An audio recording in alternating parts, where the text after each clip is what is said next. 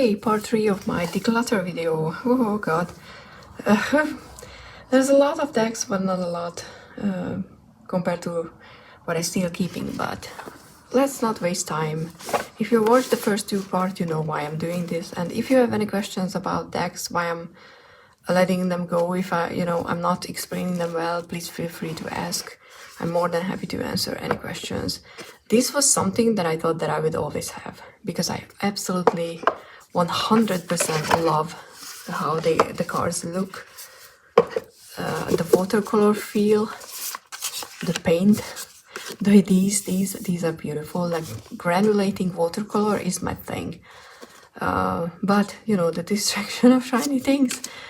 I just love the colors, and I usually use this deck in pick a card readings for my reading channel, which I don't really feel like doing these days. It might come back, I don't know. I don't want to make promises, but what was fun at first discovering it, that the first 22 cards are connecting to the major arcana of a tarot. Like, it's 13, it's death, success in transformation, which is really cool. But then after a while I was like, but I have tarot decks for those messages, so I don't need them to be here. You don't have to see them in the deck, but I see them because I know them. Welcome, the divine masculine is the sun, and I love the messages, but what I love is the colors, and there's no point keeping a deck which I won't use in a reading, because there were times when I pulled something and I just couldn't get a sense of how it was connecting to the message that I was trying to get from the reading. So it's kind of half affirmation, half oracle, I would say, and it's a great one, like I said, and it's an absolutely beautiful one. It's just not something that I need, so I'm not gonna hold on to something that I don't need. It's very hard to let this one go because it's beautiful, but I have to do it. Next one is the Field Tarot, which I got from a friend, so I'm glad I had the chance to try it out. I think I already put it in order, so I'm not going to mess this one up. It's a collage deck. I think it's really cool. It's a simple one, but it's not lazily done. But my experience with the deck is that because of the minors have keywords on it, after a while I realized that I was reading the keywords more than the actual tarot card, and it kind of turned into an oracle deck more so than a tarot deck, and I have enough oracle decks, so I don't need a tarot deck which is acting like an oracle deck in my collection, because I have other decks for that. So even though I absolutely love how it looks, I love the back, I don't read with it as a tarot. Another one that I absolutely thought that I would need, and I'm glad I had it. This is the 5th edition, so of the Prismavision tarot. If I don't say it, like obviously what I'm talking about, please just give me the timestamp and I will tell you. This one was something that I misunderstood how this deck works. So it's not the deck's fault, but I posted my deck study when I spent a month with this deck on my channel. If you're curious about my experience more in depth with this deck, then feel free to check it out. It's a great deck, it's beautiful, it's just not what I was looking for, and ever since that I realized I couldn't just be like, oh okay, but I'm gonna just use it as a tarot deck, because I'm not interested in using it that way. I'm not connecting with it as much as I thought that I would. The gilding is great. It's not that sharp that cuts into your hand. I think it being shiny is a good thing, because the colors are richer and deeper.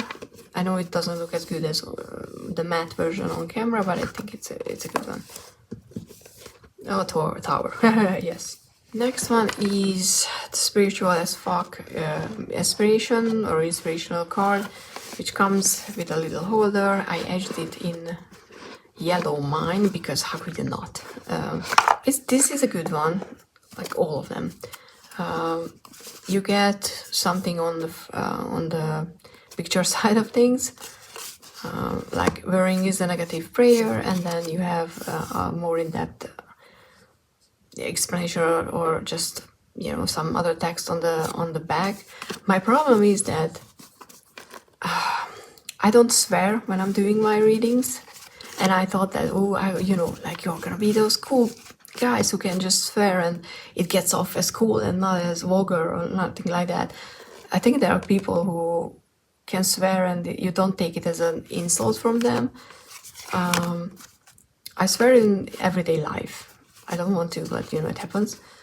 But when I'm doing my readings, I'm nothing like that. I'm completely not in this realm of existence, or how to. I'm not a badass when I do readings, so it's just not for me. But I think it's a fun deck. I think it's a great one. It's just it's just not me. The next one was something, the Reclaim Oracle, that I was very excited to have a chance to try. This was also a gift, so it's hard to let it go, but and I really did try to work with this deck because I wanted this deck to work with my emotional issues, because I do have those, because of the keywords and how the guidebook is set up. I thought that this could be the one that I can work on my emotional issues. But it happened more than once that I pulled a card in relation to why am I feeling something like this, or what is it that I need to learn from this exact experience, as in emotionally, and the cards didn't make sense. Confusion. And not because I wasn't able to understand what the cards were trying to say, because sometimes that happens in reading, that you get a card and you know that you're supposed to understand, but you just don't, because you're not there yet, but you can still make something out of it. With this deck, it happened quite a few times that I got the message and it didn't make any sense. For example, pulling a card on why was I feeling, I don't know, like depression, and then there was a card that was talking about I don't even know, what was it, like childhood experiences in a way that I definitely don't have. So, and I couldn't even make for example, why am I feeling depressed? And there was revenge, and I was like, nobody's getting revenge on me. I'm not getting revenge on anybody else. I just couldn't make up a way to connect the cards to the reading. And it's not, it's the deck. It's a deck that works really well for some. So I just think that we're not, dealing with the same issues, and that's okay. And it's a beautiful deck, it's matte black edged and some stuff like that. It's just not for me. The next one is the deck of Affirmations Tarot, which I was just thinking what I wanted to say, but this was something that I really needed last year, when I went through a lot of really enjoyable experiences, because I couldn't. I looked at my tarot decks and I was like, nope, I can't. It was just too much. I couldn't deal with couldn't even deal with the chance of getting something serious out of a reading in a way that, like in your face and kicking your butt style. I just wasn't ready. I wasn't there. And this deck worked really, really nicely. It was able to help me get back into facing problems, to talk about these issues with myself and get help, but not, without being talked down to, or without feeling like I was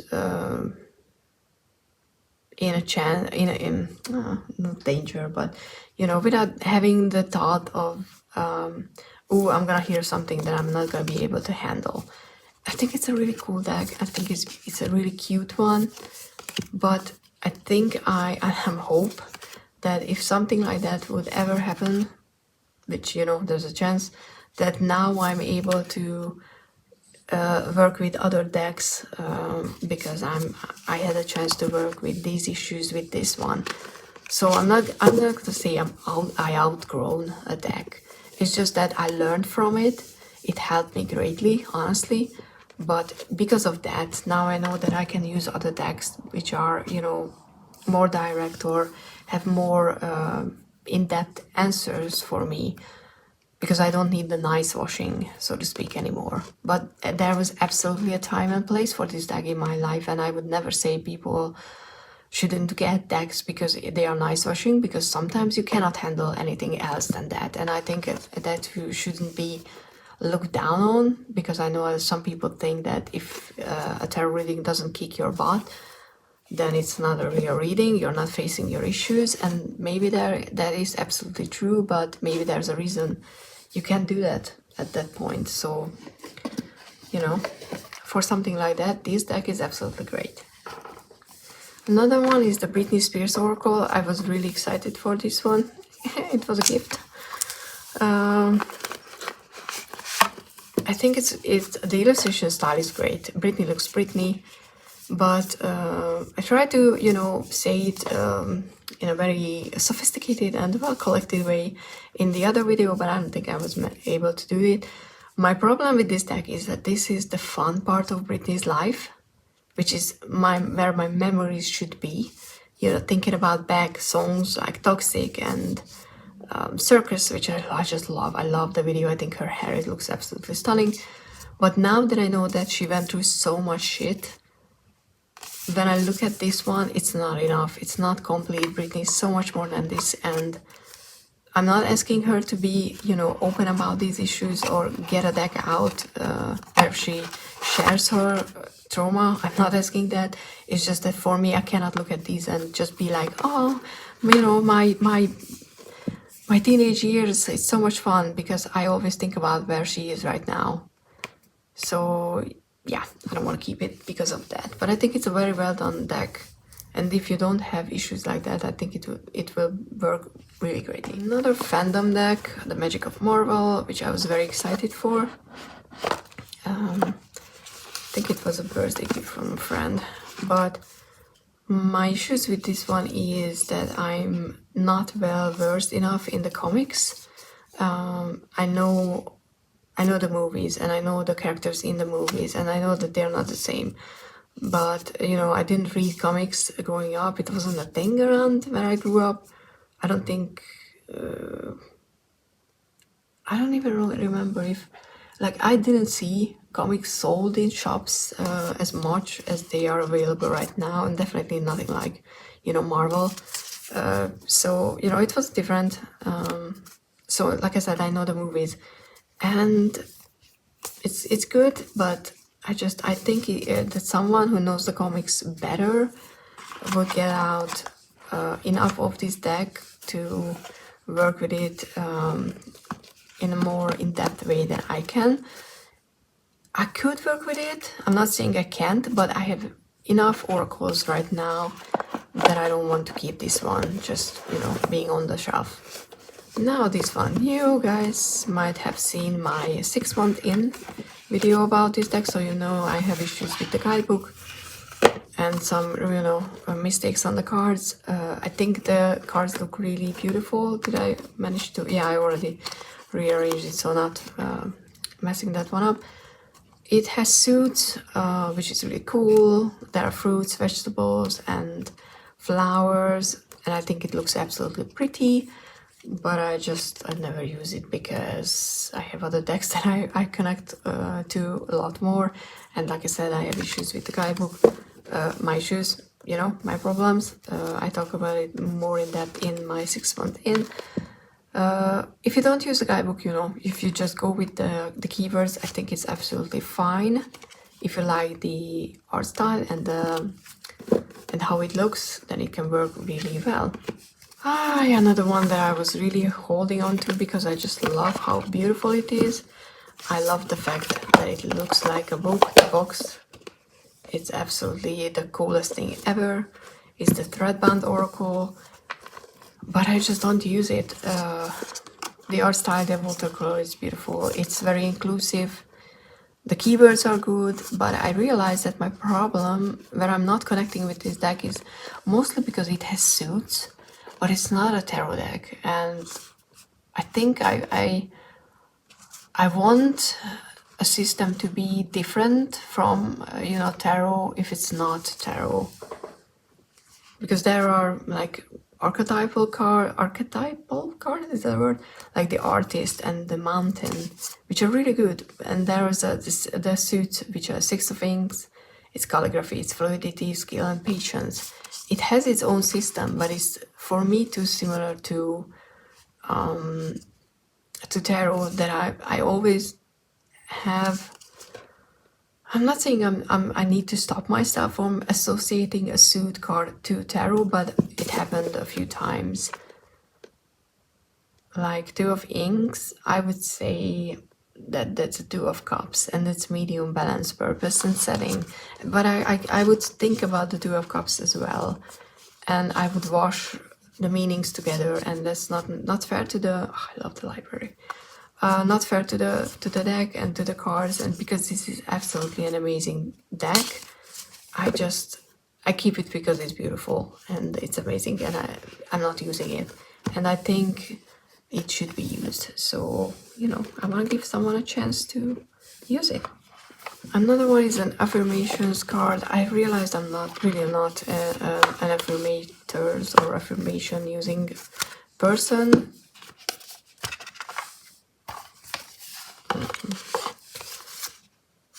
Okay. Oh, these are the extra cards, so they were there for a reason. Okay. I think it's written in a fun style. The colors unfortunately doesn't mean anything. The background colors. I really was hoping that they would mean something, but they don't. But I just, like I said, I'm not an affirmation person after all, so I'm letting it go because I'm just not using it. Divine Timing and me and this deck was great when it came into my collection, but I don't use it anymore. So, and the last deck is a tarot deck, which I got from Etsy. It comes from a guidebook, which has basic information. It doesn't have a name, but I'm calling it the Mystical Universe Tarot because that's their shop. It's an indie deck, but it's always, as far as I remember, it's always on, like 50% off, which, you can do that. I really like this one, and I have it, I had it in pick a card readings, and it reads well, and I wanted the aesthetic, like side of things. The card stock is not as bad as it feels like at first. It's laminated, and I don't think it has a core, to be honest. But it held up quite nicely, and I used it quite a few times, and you can't really tell. I like the intricate art style. It would look really cool if it would be actually gold foil, but it's not. But it's too simple for me. I cannot really draw a lot out of this deck anymore. And especially since I'm not really doing those big readings, I'm not feeling like doing them for a while now, where I use multiple decks in one reading. I just, honestly, I just keep putting it somewhere so it's not in my way. It sounds bad, but it's not. Like I said, I think it's a great deck, just not for me anymore. And yeah, I think these are all the decks.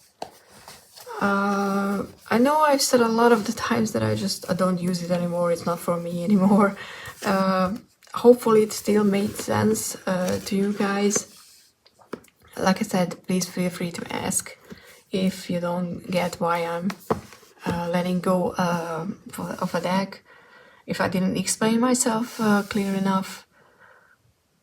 But I honestly think that if I can gift or sell these decks, because some I won't try to sell, or I'm not looking for making a profit, that's for sure. But if I won't have them around anymore, I won't even miss them. I won't think about them anymore, and I think that's very telling. And that should be, like, okay to be honest about decks you don't want anymore, because I think that can be very useful. Hopefully, yeah, so hopefully these two videos were helpful.